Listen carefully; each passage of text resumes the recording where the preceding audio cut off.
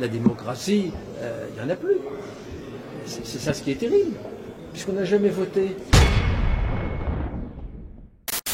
Mercredi 31 mai, en commission des affaires sociales, l'article 1 de la proposition de loi du groupe Lyot a été rejeté. Pour 38, contre 34, abstention 1. Et donc les amendements de suppression sont adoptés. En conséquence, l'article 1er est supprimé. C'était l'article le plus important puisqu'il demandait de remettre l'âge de départ à la retraite à 62 ans. Du côté du Rassemblement national, on dénonce des manœuvres politiciennes, notamment du groupe LR, pour arriver à ce vote de rejet. J'ai l'impression qu'on vit quand même une vaste blague aujourd'hui. Je ne sais pas si les Français réalisent, ceux qui nous regardent, ce que nous vivons. On a en catimini, la veille du vote, un groupe qui se dit d'opposition, les Républicains, qui ont modifié la composition de cette commission pour venir en soutien à la majorité, c'est-à-dire pour mépriser le Parlement. Être complice d'un changement, d'un tripatouillage de cette commission pour être la bouée de la Macronie, je trouve ça franchement minable, je vous le dis. Quelle indignité. Là-dessus, les députés de la NUPES ont tenté de bloquer l'examen complet de la loi en déposant en masse des sous-amendements.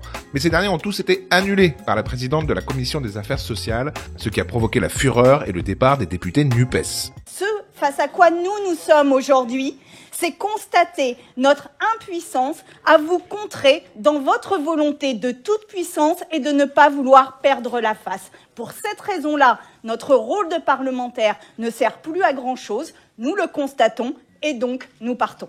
Ouais, je m'en vais comme un prince. Et on en vient donc à cette déclaration de Charles de Courson, député du groupe Lyot, qui condamne sévèrement ces procédés et alerte sur les dérives du gouvernement. Le déni de démocratie continue, c'est pas nouveau. Ils ne se rendent pas compte qu'en faisant cela, ils affaiblissent la démocratie et qu'une part croissante de nos concitoyens dit que ça ne sert plus à rien d'aller voter, puisqu'il y a une majorité contre ce texte et par des moyens de procédure, ils le font voter.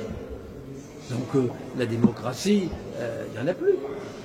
C'est ça ce qui est terrible, puisqu'on n'a jamais voté sur ce texte. L'Assemblée nationale n'a jamais voté sur ce texte. Donc, si vous voulez, on ne peut pas continuer comme cela. Et d'ailleurs, tout le système va se bloquer politiquement. Mais une motion de censure finira par passer. Et peut-être dans un délai pas si lointain. Mais c'est inéluctable. Parce qu'on ne peut pas continuer comme cela. Il a raison.